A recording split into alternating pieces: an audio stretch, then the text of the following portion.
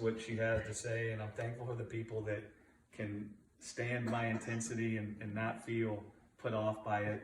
Because sometimes I can get fired up, and I'm thankful for You people. are wonderful. I'm thankful. You're wonderful, Greg. It's No, why we're I know. here, No, because we bring it forward to you, right? And the word you have is so articulate, and not only articulate, but truth. Truth backs it and straightens the back of it. If I should be a little bit, you straighten the back of it. So we love you for that. You have all that. Yeah, listen, I feel great peace with it, but I also love those that can stand in the fire with me and test a matter. Yeah. Because really all I ever want to do is test a matter. And I want to test a matter with people that are full of passion and love for the gospel and for God and for people. And I want to be able to all stand there and test a matter. Yeah. That's what's the most beneficial for all of us. Right. For us all to get together and test a matter. But I loved how Lisa said God told her it's nothing. And she's like, because I mean, I had almost the exact same conversation, particularly the part of, what do you mean? You know, like, what are you talking about? You know, and just like that completely blew up my world. Yeah. To consider that. And then I'm just talking about the thing he did to me, because I was always under the impression that experiencing peace and love and joy was at the mercy of what was going on around me. So if I had a physical ailment, I didn't just seek a healing in the sense of God has conquered sin and death, and now I'm going to pray. I sought a healing in the sense as if that is what would be the seal of the deal. I needed to get that to have peace and love and joy. It wasn't just I was praying from a position of faith. I was praying from the perspective that this ailment was greater than God's life in me. Yeah. And that I needed to get this external ailment fixed in order to experience God's life. Like I looked at it as if this ailment exterior to me could keep me from peace and joy.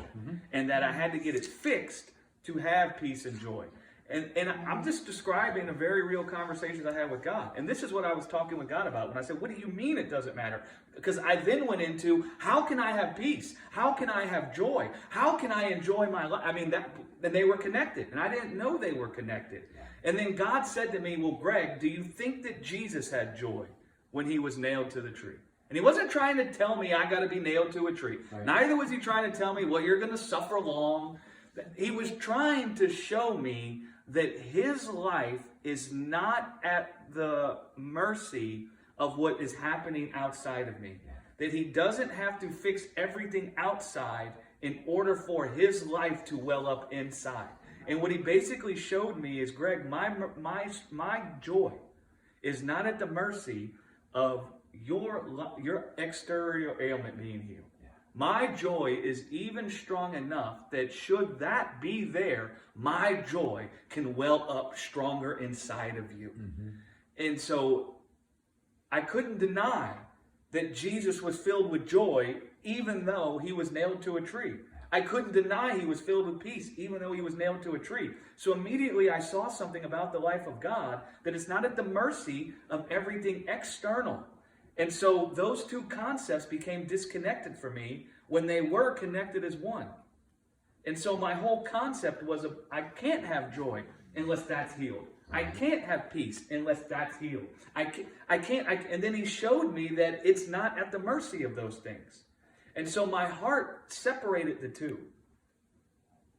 And I've never been more full of joy in my whole life. And that doesn't mean I don't pray for people to be healed. And that doesn't mean that I don't cry every time I see somebody suffering with some ailment. And it doesn't mean I don't feel compassion for them and want to go lay hands on them. I do, right? I can't even talk about the mercy of God without crying. I mean, just in Houston, I felt so bad for those people. They don't really know me. And I just start sobbing like a blubbering idiot, talking about how I felt about this little girl who passed away with the cancer. And just talking about it, what it did to the inside of me, right? But what I realized is I think where the church has got it wrong is we've taught people that they can't have peace or joy unless they get that. Right. And so we've been seeking that for this. Instead of seeing the fruit of God's life does not need that to be activated. Right? And so that's where I think we've gotten it wrong. And I think people dwell in the place that unless I can get that fixed, then I can't have peace. Oh, yeah. And I become acutely aware that I can have peace and joy no matter what is going, no matter what kind of hell is going on, because God's life is so strong that even should all of that try to come upon it, joy can still well up. Yeah. Peace can still well up. And in fact, I think that when death tries to come to this house, the life of God that's in me, I feel like it starts flexing out, right? And it starts like welling up, and it starts like manifesting itself, like it activates, you know? And so I hope that makes some sense. And Yeah. it's been a good... I like that, Greg.